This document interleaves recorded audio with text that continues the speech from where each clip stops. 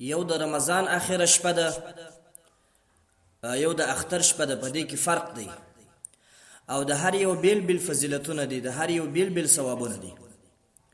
یعنی د رمضان په اخره شپه چې د شمه شپه د رمضان راځي، په دغه شپه خداوند متعال خپل بندگانو ته بخشش کوي. رسول الله صلی الله علیه وسلم چې کله د حدیث خپل اصحابو ته بیانوي چې په دغه شپه به خداوند متعال خپل بندگانو ته بخشش کوي، نو یو چا پوښتنه ځنه وکړه، یا رسول الله صلی الله علیه وسلم اهي ليله القدر، آیا د ليله القدر د په دغه شپه چې خپل بندگانو ته الله بخشش کوي؟ نو رسول الله صلی الله علیه وسلم وتو فرمایل چې نه، چې یو مزدور مزدوری پوره کی نو آخر کې هغه مالک یا چې د چا څوک مزدور وي د مزدوری پوره کېدلو سره سره هغه خپل چې کوم مزدوری او کوم حق دی هغه مالک ورکوي واغه لره. یو سړی دی ساعت مازیګر پر مزدوری وکي ورته، نو چې کله مزدوری پوره سي نو هغه مالک را ولاړیږي دا پیسې ورکیږي، دا دومره حق دی جوړ سستا. نو بندگانو هم و الله تعالی ته مزدوری وکړه، یو میاشت روزي ورته ونیولې، نو چې کله مزدوری پرستو نو خداوند متعال د دوی د مزدوری حق ورکوي، هغه دا دی چې الله خپل بندگانو ته بخشش کوي. دا ترغیب او ترهیب 4 جلد کې یو کتاب دی، د حدیث باندې شامل دی. هغه د حدیث را نقل کړی دی، او یغفر لهم فی آخر لیلة قیل یا رسول الله صلی الله علیه وسلم اهي ليله القدر قال لا لكن العامل انما يوفى اجره اذا قضى عمله. نو په دې شپه خداوند متعال خپل بندگانو ته بخشش کوي.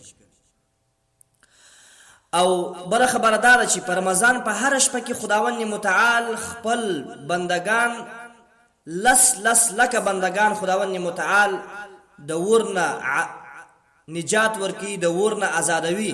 هغه بندگان چې هغه مستحق د عذاب وي، هغه بندگان چې هغه مستحق د ور وي، هغه بندگان چې هغه مستحق د جهنم او د دوزخ وي، سرټیفیکیټ ورکول سوی وي، د سخت ور باندې سوی وي، بیا هم خداوند متعال دغه بندگان الله د ورنه آزادوي هر شپه لس لکه.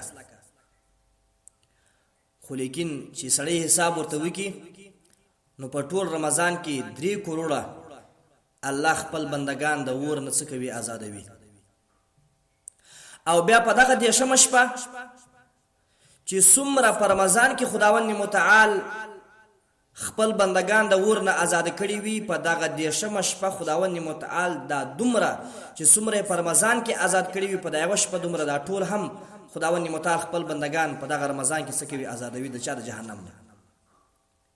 یعنی چې 3 کروڑه په ټول رمضان کې الله آزاد کړل، په دغه شپه چې کوم د رمضان د شمه شپه ده، په دغه شپه خداوند متعال خاص 3 کروڑه بیا الله څخه کوي خپل بندگان د عذاب نه څخه کوي، آزادوي.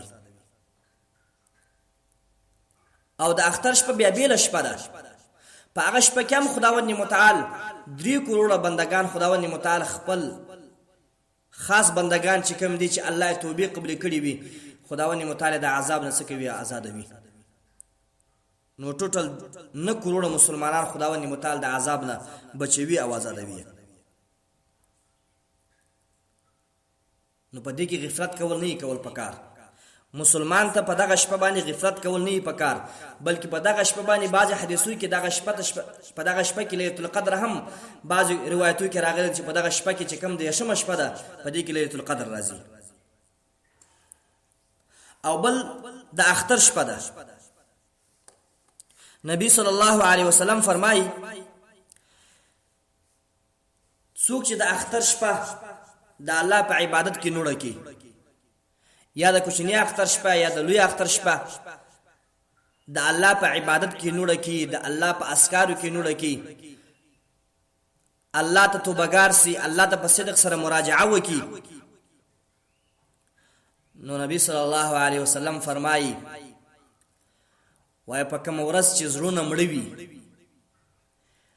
زړونه د هیبت نه ډک وي، زړونه د رعب نه ډک وي، زړونه د ترس نه ډک وي، د وهم نه ډک وي چې هغه ورځ د قیامت ده، په هغه ورځ به د زړه خوشاله وي، د زړه به مړ نه وي، د زړه به رونق وي. ځکه نبی صلی الله علیه وسلم فرمایي من قام ليلة العيدين محتسبا لم يمت قلبه يوم تموت القلوب. څوک چې دغه دوی شپې چې د اختر شپې دي، د کوچني اختر شپه یا د لوی اختر شپه، د الله ته ودرېږي، خو الله ته درېدلې هم په دغه نیت باندې وي چې یا الله ماته ته ثواب راکړي، یا الله ماته ته بخشش وکړي، نو د زړه به نه مړ کېږي په هغه ورځ باندې چې نور زړونه څه وي، مړه وي. نور زړونه د وهم او د ترس د وجې نه مړه وي، وهم او ترس ور باندې وي. او بل ځای نبی صلی الله علیه وسلم فرمایي څوک چې 15 شپې د الله د رضا لپاره نوړي کی، د الله په عبادت کې نوړي کی، نو الله به ته جنت ورکوي. یو لیلۃ الترویه ده،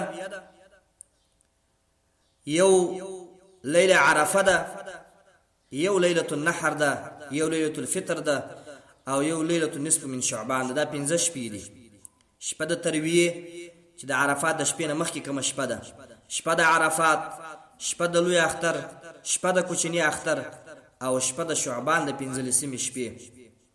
دا حدیث هم الترغیب و ترهیب په نامه سره یو کتاب دی، هغه را نقل کړی دی. من احیا الليالي الخمسه وجبت له الجنه ليله الترويه وليله عرفه وليله النحر وليله الفطر وليله النصف من شعبان. دا د اختر د شپې چې کوم دی فضیلت دی. او بل دغه اختر شپې ته خداوند متعال لیلۃ الجائزه ویلې دی، یعنی شپه د بدلی. یعنی دا هغه شپه ده چې الله په دغه شپې کې خداوند متعال بدله ورکړي خپل بندگانو ته. په دغه شپې کې الله خپل بندگانو ته وایي چې زما اطاعت تاسو وکړئ، زما فرمانداری مو وکړله، ما ته مو روژې ونیولې، ولږ وطن دې په ځان باندې وګالله. نو دغه شپه د بدلې شپه ده. الله په دغه شپه خپل بندگانو ته بخشش کوي، الله په دغه شپه خپل بندگانو ته جنتونه ورکوي، الله په دغه شپه خپل بندگان د جهنم د اور نه سکوي، نجات ورکوي الله.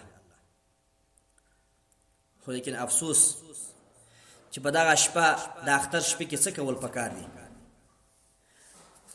افسوس داسې دی چې شیطان موږ دوکه کړي یو، شیطان موږ غولولی یو.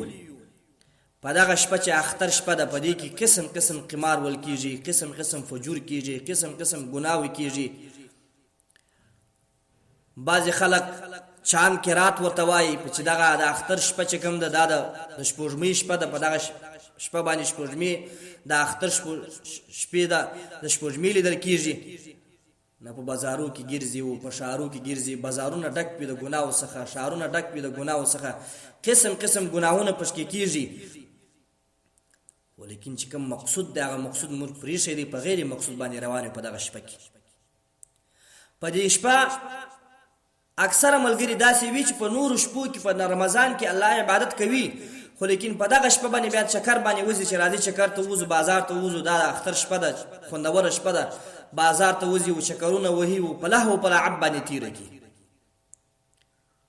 دا یو غټه غلطي ده.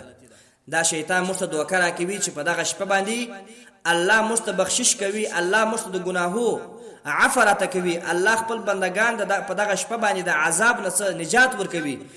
خو لیکن په دغه شپه موږ په لهو په لعب باندې تیرو، نه الله ته استغفار کوو، نه الله ته ذکر کوو، نه د الله تسبیح وایو، نه په نبی صلی الله علیه وسلم باندې درود وایو، نه خپل د ګناهو بخشش د الله نه غواړو، نه خپل په ګناهو باندې پښیمانتیا کوو، نه په عبادت باندې تیرو. د شپه دغه سي تیر سي، څوک په لهو په لعب باندې تیر کی، څوک په خوب باندې تیر کی، څوک په بازارو باندې چکر باندې تیر کی. نو نه کول، داسې کول پکار. باید دا شپه چې کوم ده، دا ډیره بهترینه شپه ده. هم د دیشم چې کوم د رمضان شپه ده، دا هم بهترینه شپه ده. او چې کوم د اختر شپه ده، دا هم بهترینه شپې دي، د عبادت شپې دي. یقینا درته وایم چې دغه شپې چې کوم دي، دغه دوی شپې د مغفرت شپې دي، د عبادت شپې دي.